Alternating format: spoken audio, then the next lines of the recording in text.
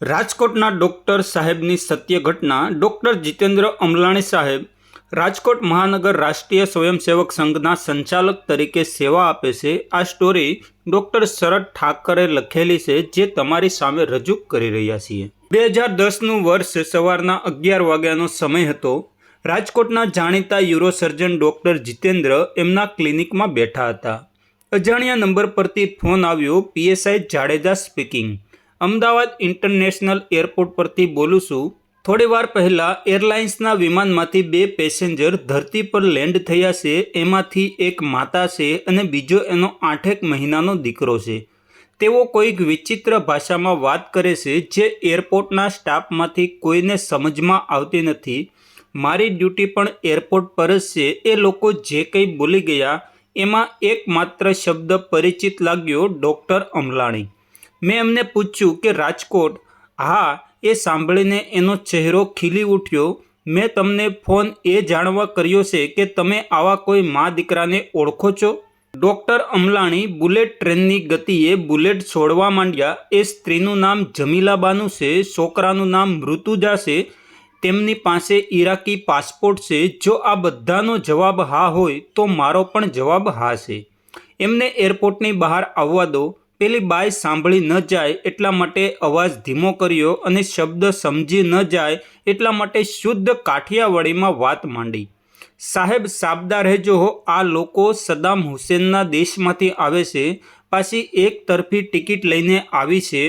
આપણા દેશમાં આવી ગઈ છે એ નક્કી, પણ પાછી જવાની છે કે નહીં એ નક્કી નથી. તેની પાસે રિટર્ન ટિકિટ પણ નથી. ઈશારામાં પૂછ્યું તો જાણવા મળ્યું કે તેની પાસે પાછા જવાના પૈસા પણ નથી. રિટર્ન ટિકિટના પૈસાની ચિંતા તમે ન કરો. એરપોર્ટની બહાર તેને રિસીવ કરવા માટે મારો માણસ ઊભો છે. તે લોકો જેટલા દિવસ આપણા દેશમાં રહેશે તેને એક પણ પૈસો ખર્ચવો નહીં પડે. કામ પતી જાય એ પછી મા દીકરો ચોક્કસ ચાલ્યા જશે, એની હું બાહેંધરી આપું છું. જાડેજા સાહેબની છાતી પોસરાઈ ગઈ. તમે તો રાજકોટમાં બેઠા છો, ત્યાંની બાહેંધરી અહીંયા નો હાલે. તમારા વતી હું બાહેંધરી આપી દઉં છું. આરબ દેશમાંથી એક યુવાન મહિલા પોતાના નાના બાળકને લઈને રિટર્ન ટિકિટ વગર, ભાષા સેતુ વગર, રૂપિયા, ડોલર કે દિનાર વગર ચોક્કસ સમય માટે પારકા દેશમાં પ્રવેશે તો કોઈ પણ દેશના સત્તાવાળાઓ હોશિયાર થયા વગર ના રહે. ડૉક્ટર અમલાણીને ટેલિફોનિક બાહેંધરી અને પીએસઆઈ જાડેજાના મૌખિક ખોખારાના સહારે તે મા દીકરો એરપોર્ટમાંથી બહાર નીકળ્યા. સામે જ ડૉક્ટર અમલાણીએ મોકલેલા માણસ તેને રિસીવ કરવા માટે હાજર હતો. વહેલું આવે રાજકોટ. આ બધું શું ચાલી રહ્યું હતું? ઘટનાના અંકોડા મેળવવા જઈએ તો દરિયામાં ડૂબી જવાય. એકબીજાની સાથે જરા પણ સંબંધ ન ધરાવતી ઘટનાઓ જ્યારે વિધાતાના હાથે એક દોરામાં પરોવાઈ જાય ત્યારે કેવી પવિત્ર માળા બની જાય છે. બંગાળના કિડની સર્જન ડૉક્ટર શક્તિદાસ, જેમણે વિદેશમાં નામ અને દામ કમાયા પછી વતનના ગરીબ દર્દીઓની સેવા કરવા માટે ભારતમાં જ્યાં તક મળે ત્યાં અચૂક આવતા રહેતા હતા, આબુની ગ્લોબલ હોસ્પિટલમાં પધાર્યા. બ્રહ્મકુમારી સંસ્થા દ્વારા શસ્ત્રક્રિયાનો કેમ્પ રાખવામાં આવ્યો હતો. ત્યાં ડૉક્ટર અમલાણી પણ એ સેવા યજ્ઞમાં હાજર હતા. ક્યાં ખબર હતી રાજકોટ, બંગાળ, અમેરિકા અને આબુનો આ સંગમ ભવિષ્યમાં ઈરાક નામના એક અલગ દેશ સુધી લંબાવાનો હતો. એની કોઈને કલ્પના પણ ન હતી. ઈરાકના બગદાદ પાસેના એક નાનકડા ગામની જમીલાબાનુના દીકરા મૃતુજાને મૂત્રમાર્ગમાં ભારે તકલીફ હતી. જન્મથી જ એ દીકરો પેશાબ કરતી વખતે ભયંકર છીછો પાડતો.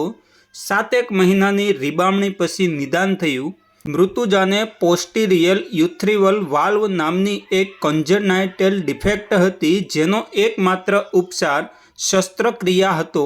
યુરોપમાં જ નહીં, પૂરા આરબ વિશ્વમાં એ માટેની સુવિધા ન હતી.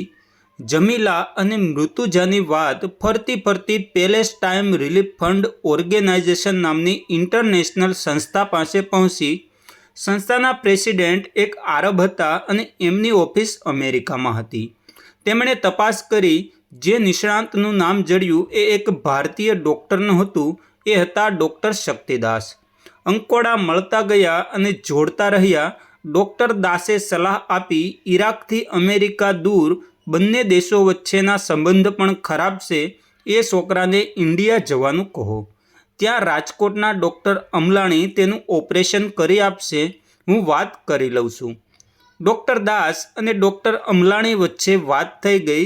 જમીલા પોતાના દીકરાને લઈ બગદાદથી દુબઈ, દુબઈથી અમદાવાદ પહોંચી. ત્યાં એરપોર્ટ ઉપર ભાષાની જાણકારીના અભાવે મામલો ગૂંચવાયો. સદભાગ્યે ડ્યુટી પર પીએસઆઈ જાડેજા હાજર હતા, જેઓ ખુદ ડૉક્ટર અમલાણી પાસે સારવાર કરાવી ચૂક્યા હતા. જમીલા અરબીમાં અસ્ખલિત બોલે જ જતી હતી. એમાંથી જાડેજા બાપુના કાને એક શબ્દ ઝીલાયો, ડૉક્ટર અમલાણી, અને કામ બની ગયું. ઈરાકી ગલગોટો રાજકોટના માળી સુધી પહોંચી ગયો. સૌથી મોટો પ્રશ્ન વાતચીતનો હતો. ડૉક્ટર અમલાણીએ આખા રાજકોટમાં શોધ ચલાવી. કોઈ અરબી ભાષાનો જાણકાર છે? પારાવાર આશ્ચર્ય વચ્ચે એક બ્રાહ્મણ મળી આવ્યા, મિસ્ટર મહેતા. બેંકના કર્મચારી હતા, ઉપરાંત હિન્દી, સંસ્કૃત, અંગ્રેજી અને અરબી ભાષામાં એક જ સરખી સહજતાથી સમજી શકતા હતા. તેઓ આ મા દીકરાની મદદ કરવા માટે પૂરા 14 દિવસ બેંકમાં અડધા દિવસની રજા મૂકી દીધી અને હોસ્પિટલમાં હાજર રહ્યા. ઓપરેશન માટે એનેસ્થિયા જરૂરી હતું. કુમળા ફૂલ જેવા બાળકને બેભાન કરવામાં જોખમ તો હતું. કોઈ જવાબદાર વ્યક્તિના સહીની જરૂર હતી.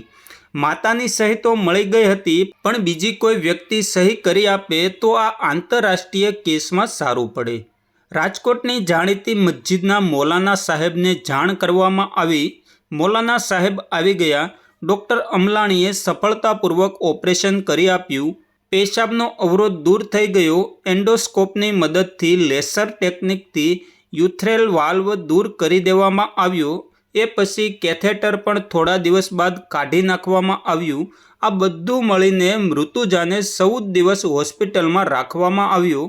આ 14 દિવસમાં મા દીકરો ડૉક્ટર અમલાણીની ખાનગી હોસ્પિટલમાં રહ્યા. પણ ન તો સારવારનું બિલ, ન રહેવાના પૈસા. 2 ટાઈમની ચા અને સવાર સાંજનું ભોજન ડૉક્ટર અમલાણીના ઘરેથી આવતું. ડૉક્ટર અમલાણીએ સ્પષ્ટતા કરી દીધી હતી કે અમે શુદ્ધ શાકાહારી ગુજરાતી છીએ, તમારે પણ શાકાહારી ભોજન જ ખાવું પડશે.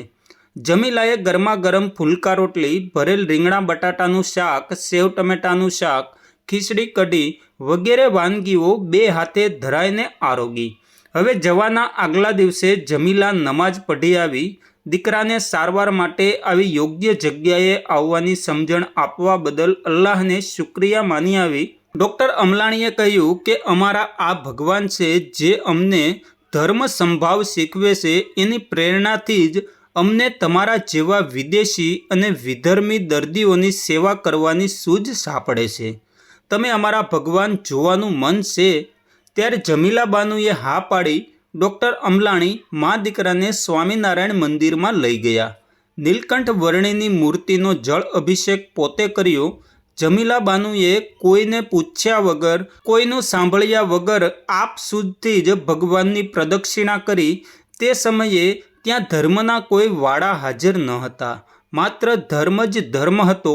આવી પવિત્ર ઘટના 14 દિવસ રાજકોટમાં ઘટિત થઈ રહી હોય ત્યારે પ્રજાજનોને ખબર ન પડે એવું શી રીતે બને?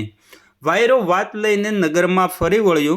રંગીલા રાજકોટની લાગણી પ્રધાન લોકો ઉમટી પડ્યા. કોઈ રમકડા લઈને, કોઈ મૃતુજા માટે વસ્ત્રો લઈને મળવા આવ્યું. મીઠાઈ અને ફળની તો જાણે દુકાનો સજાવાઈ ગઈ. 8 મહિનાનો બાળક તો શું સમજે, પણ એની અમ્મા આંસુ છલકાવતી આંખે વિનંતી કરી રહી હતી, બસ કરો, ઇતની મીઠાઈ હમ કબ ખા પાએંગે. પણ બસ કરે એ બીજા રાજકોટવાસીઓ વહાલ વરસાવી પ્રેમ સલકાવી રહ્યા હતા. મહેમાન જો હમારા હોતા હૈ વો જાન સે પ્યારા હોતા હૈ. આ સ્ટોરી લેખક શરદ ઠાકરની લખેલી છે. તો આવા સેલ્યુટ કરવા જેવા ડૉક્ટર અમલાણી સાહેબને હૃદયપૂર્વક ખૂબ ખૂબ ધન્યવાદ.